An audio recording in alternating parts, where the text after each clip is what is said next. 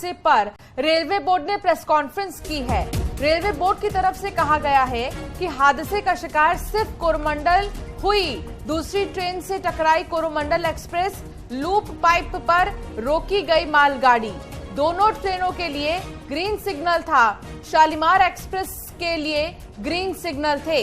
हादसे के वक्त ट्रेन की स्पीड लगभग 128 किलोमीटर थी। रेलवे सेफ्टी कमिश्नर की जांच जारी है। जांच रिपोर्ट के बाद कार्रवाई होगी। सिग्नल में कोई गड़बड़ी पाई गई है, ये भी कहा गया है रेलवे बोर्ड की तरफ से।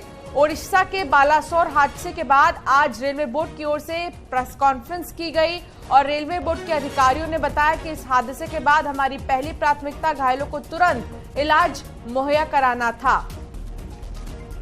तो आपको बता दें कि रेलवे बोर्ड की तरफ से यह भी कहा गया कि घटना की चपेट में सिर्फ कोरोमंडल आई थी। हादसे के वक्त में ट्रेन की स्पीड 128 किलोमीटर थी।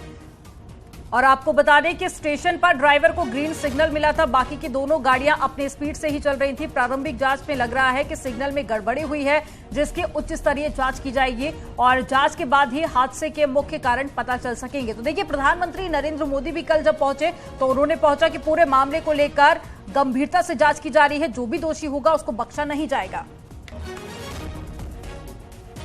कोरोमंडल एक्सप्रेस जो इस स्टेशन पे आ रही थी वो दुर्घटनाग्रस्त हुई और उसकी दुर्घटना की वजह से जो और गाड़ियां उस स्टेशन से या तो निकल रही थी या उस पे खड़ी हुई थी, उनको भी इसकी चपेट में आ गई। वो आ रही थी यशवंतपुर एक्सप्रेस, जो कि एक्चुअली बैंगलोर से आ रही थी, डायरेक्शन सेम है।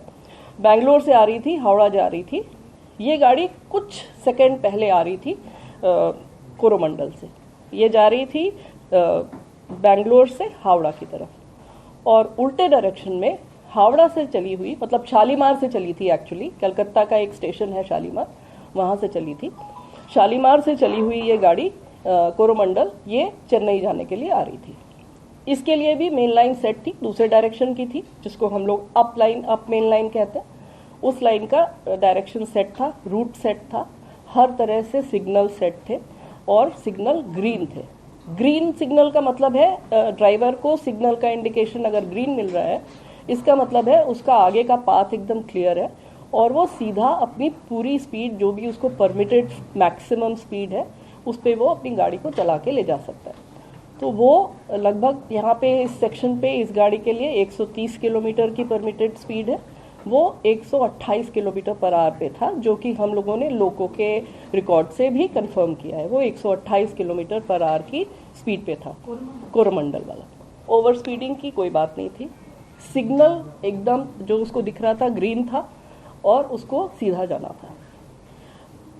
किसी कारणवश जो कारण अभी इन्वेस्टिगेशन में है और मंत्री जी, जैसा आप लोग देख ही रहे हैं कि मंत्री जी पिछले 36 घंटे से उसी साइट पे और वो वहाँ से हिल नहीं रहे हैं।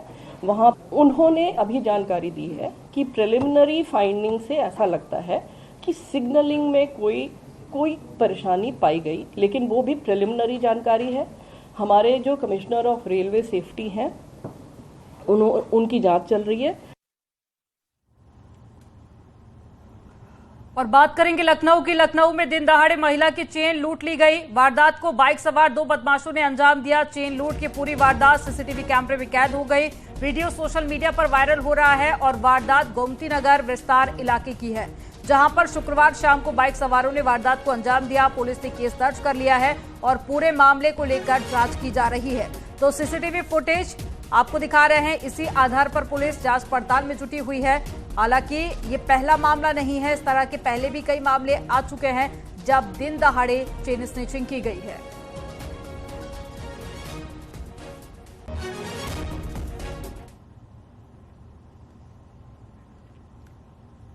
इटावा पुलिस को बड़ी सफलता मिली है। बसरेहर पुलिस ने चेकिंग के दौरान पुलिस ने एक कंटेनर से भारी तादाद में शराब बरामद की है। बरामद की गई शराब की कीमत 3 करोड़ रुपए आकी गई है। ये शराब तस्करी कर बिहार ले जा रहे थे। लोहिया नहर के पास कंटेनर को पकड़ा गया है। पुलिस ने कंटेनर के ड्राइवर को गिरफ्तार कर लिया है। पुलिस शराब तस्करी के नेटवर्क को खंगालने में जुटी हुई है। बिहार राज्य में शराबबंदी है, लेकिन इसके बावजूद भी बिहार में तस्करी करके बड़े पैमाने पर शराब ले जाने का सिलसिला बदस्तूर जारी है।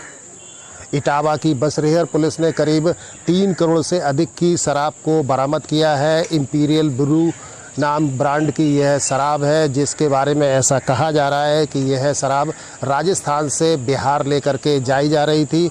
एक शख्स को गिरफ्तार किया गया है जो कंटेनर से इस शराब को लेकर के जा रहा था।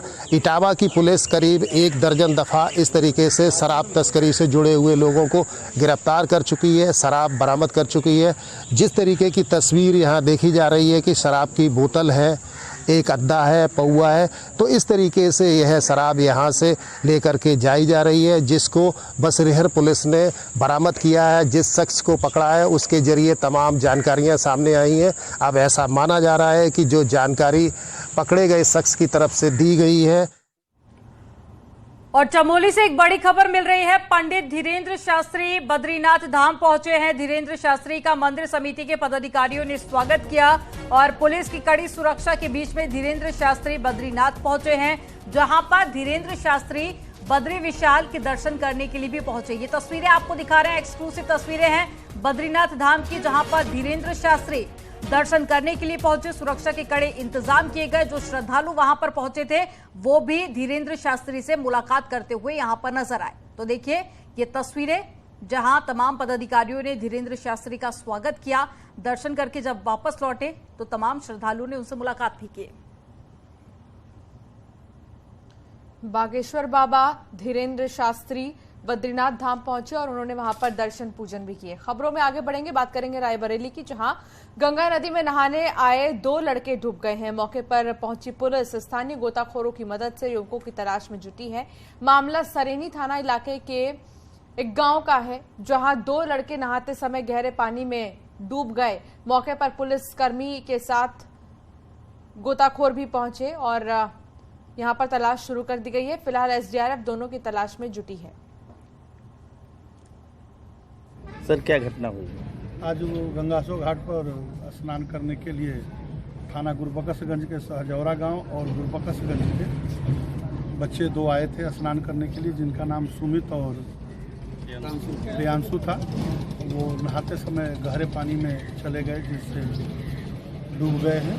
उनको ढूंढने के लिए आसपास के गोताखोरों को लगा करके और मलाहों के द्वारा जाल डलवा करके ढूंढा जा रहा है। और आगरा में सूर सरोवर के जंगल में एक बार फिर से आग लग गई है। आग लगने की वजह अभी तक साफ नहीं हो पाई है। फायर ब्रिगेड की टीम मौके पर पहुंची, आग बुझाने की कोशिश जारी है। सूर सरोवर का जंगल सिकंदरा में मौजूद है और सूर सरोवर के जंगल में इससे पहले भी कई बार आग लग चुकी है। और कीठम झील के पास में सरोवर के जंगल में बड़ी तादाद में पशु पक्षी भी यहां पर रहते हैं। तस्वीरें आपको दिखा रहे हैं, देर रात की ये तस्वीरें, जब यहां पर भीषण आग लगी। दमकल कर्मी मौके पर पहुंचे, आग बुझाने का प्रयास किया जा रहा है।